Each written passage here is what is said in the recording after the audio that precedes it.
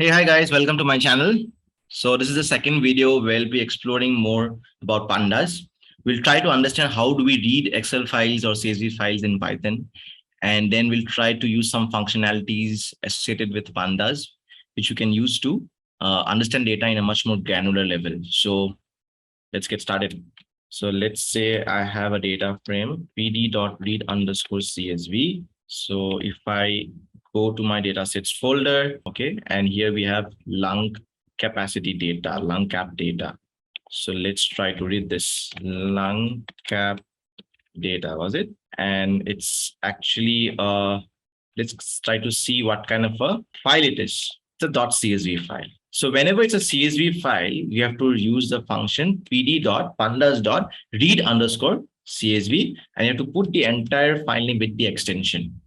If it would have been an Excel file, we do pd.read underscore Excel. And typically whatever file name is present here, dot XLSX, or it can be XLS sometimes. All format files are XLS, whatever it is. And by the way, the code is not in the same hierarchy in the folder. So the code is actually outside this folder. So what we have to do, we have to basically put the dataset folder name here so that the directory of the code and the file matches. So let's say df.head. So this is my data frame. So typically if I do df, I'll get the entire list. So you have 654 rows and 5 columns, right? So we do not want to, display all of them. It becomes messy, right? So I'll use something just called as dot head. Okay, what does dot head mean? Dot head by default displays top 5 observations. Similarly, df.tail will give me bottom 5, the last 5 observations by default. And you have to put here a bracket. So these are the top 5 observations of my data frame or table, or these are the last 5 observations on my table. Now, can I change what is the number of observations which I want to display? Yes. If I do df of 7, it will give me the top 7. If I do df tail of 10, it will show me the last 10 observations. Default, it is 5. If you do not put anything here, or even if you put 5, the same thing. Default, it is 5. Simply showing some of the observations, only a subset of the observation is more than enough for me, because so that I can get to understand what kind of information is present. यहाँ पे age hai, height, gender, smoke, FEV, some column which I also do not know. It doesn't matter, right? When it comes to evaluating data, it's the numbers which count. Rest business knowledge can come later on by discussing with the clients what is actually FEV, how it is calculated, and all other things. But first is for you to understand that, okay, these are the different columns which are available, and these are different types of data types which is present. So we can see here that this may be an int, this is a float, int, and again float. Now let's try to see what kind of data types are available. df.d types, 2 floats and 3 integers. Now if I want to extract the column which is age, I can simply do like this, or I can extract it like this as well. Whenever you use dot, please make sure that that column does not have a space in between. Then this dot is not going to work. So you have to use this way. If I want to extract 2 columns, then you have to put age as well as, let's say gender was one of the columns, right? See, it doesn't work. So I have to put 2 brackets to indicate it's a data frame, because more than one column becomes a data frame. So gender is 0 and 1.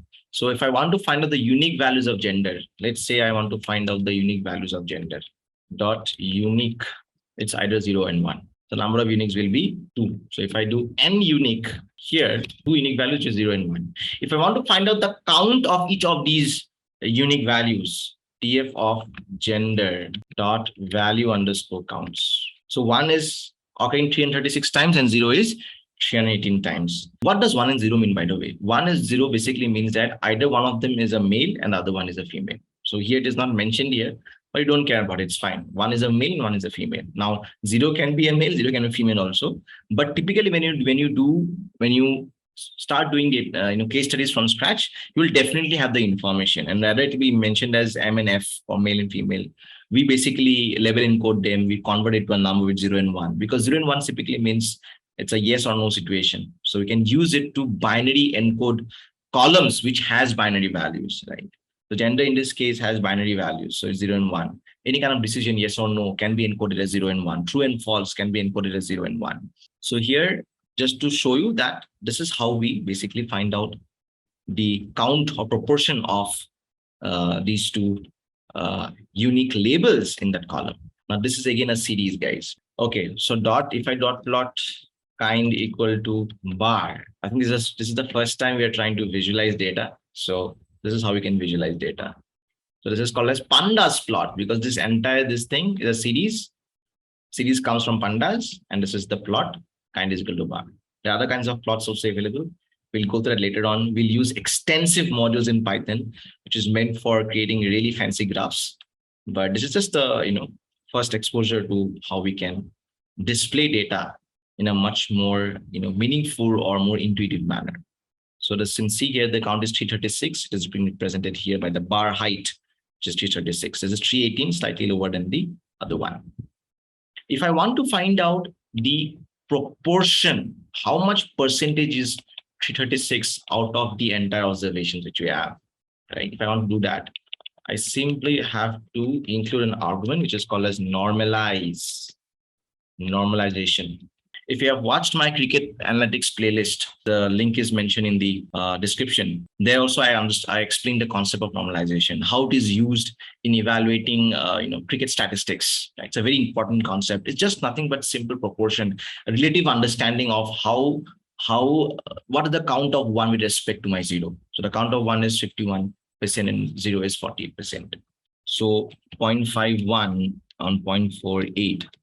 So 1 is occurring almost 1.06 times of 0. Now, if I have the DF data frame, I can also try to find out what is the shape or how many rows are there, how many columns are there. So if I do df.shape, I get the number of rows and the number of columns here. I can also check the size of my data frame, which is 3270, which is nothing but 654 divided into 5. Because 3270 is a number of elements present inside the entire data frame. This is something which we had already looked into before in arrays, right? Some of the functionalities will be very, very similar to arrays. So data frame by nature is two-dimensional. It can be one-dimensional if it has one particular, column like a series. But if even if you have one column, say, df.age, and if I do .shape, it will show you 654,1. But can I do the same thing on a series? Because if I move one list, it becomes a series. You can see the difference. This understands only one dimension.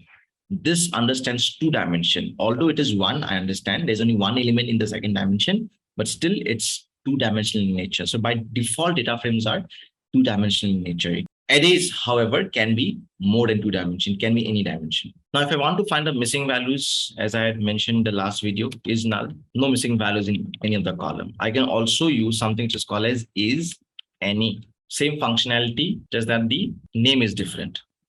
Now, if I want to find out what are the column names inside it, I can simply do df.columns. It will give me the names of all the columns in my data frame.